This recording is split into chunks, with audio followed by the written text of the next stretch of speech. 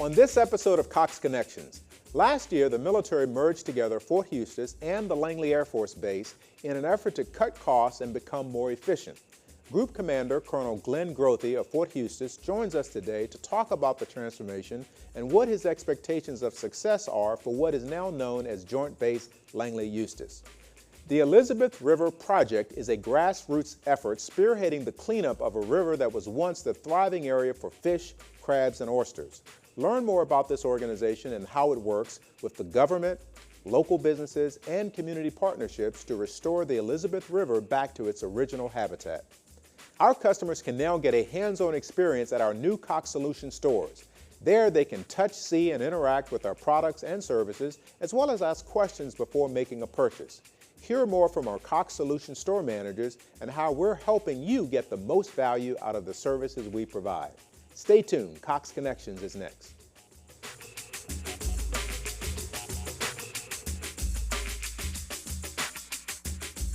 Hello and welcome to Cox Connections. I'm your host, Gary McCullum, Senior Vice President and General Manager for Cox Hampton Roads. Joining me today is former Garrison Commander of Fort Eustis, Colonel Grothe, who will talk to us about joint basing and what this consolidation means for Fort Eustis, its military personnel, as well as its effect on the community. Welcome to the show. Gary, it's good to be here. You've been busy. We have. You have. Well, I guess the first question, we've heard a lot about joint basing. What does it mean to Fort Eustis? What is that? Gary, basically, joint basing is concerned primarily with how we deliver installation services, those things that allow Fort Eustis to run similar to a city. Fort Eustis will still be known as Fort Eustis, and you drive in the front gate, it still says Fort Eustis. The Army soldiers there will continue to serve in the Army and wear their Army uniforms and perform their Army missions. But the installation services are now delivered through the Air Force, and thus the transition from being an Army garrison to a mission support group. Okay. With an Army audience, I still refer to myself as the garrison commander because that's what they understand, and jokingly refer to my counterpart at Langley as the garrison commander at Langley. So it's a more efficient way to operate that? That's the intent, was to consolidate the delivery of base services and to find some efficiencies. Talk a little bit about the base relocation and realignment and closure commission, the BRAC, and what impact does that have on Fort Eustis? The joint basing was part of the BRAC law from 2005, but also over the last 2 years. Last year saw some organizations depart Fort Eustis, the Transportation Center and School, moved up to Fort Lee, and it was allowing the Army to consolidate all of our logistics functions at Fort Lee under the Sustainment Center of Excellence. The Surface Deployment and Distribution Command Operations Center went to Scott Air Force Base to consolidate with their headquarters. And so these assets, they were located at Fort Eustis, yes, but now they've been moved to Fort Lee. To Fort Lee and Scott Air Force Base, respectively. We retained the training for the Transportation School of the Army Mariners, our cargo handlers, and the rail operations remain at Fort Eustis. And that has allowed us to free up infrastructure and buildings that we are now renovating and building for this year, where we receive the majority of the units down at Fort Monroe, including and so we're the looking at, I guess this is the training. This will be the new Training and Doctrine Command headquarters, a state-of-the-art facility that we're building there at Fort Eustis. That will be their headquarters. We're about 85% done and already starting to put furniture in there and prepare for that move this summer. So in terms of the assets, there's some assets that left, but there are assets obviously that have remained, and it's a better use, I guess, of the facilities that are remaining. Yes, sir. Our primary units that remain include the 7th Sustainment Brigade. It deploys and supports Army forces throughout the world, including, I think as part of one of the shots we had was the patch of the 7th Sustainment Brigade superimposed on the port of Haiti. They went down there last year and supported the earthquake relief there. The Army Aviation Logistics School. I think we're looking at it there. Yeah, exactly.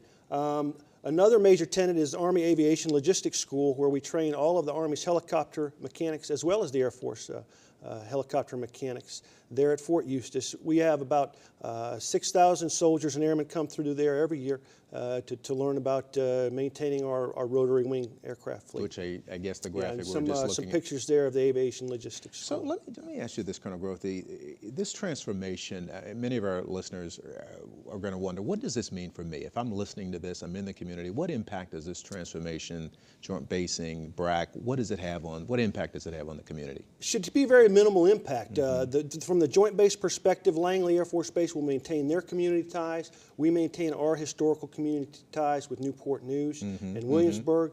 And the good thing in this sense with regards to BRAC is that TRADOC headquarters will remain in the area, and the outreach they do and their community associations, they will be able to maintain those.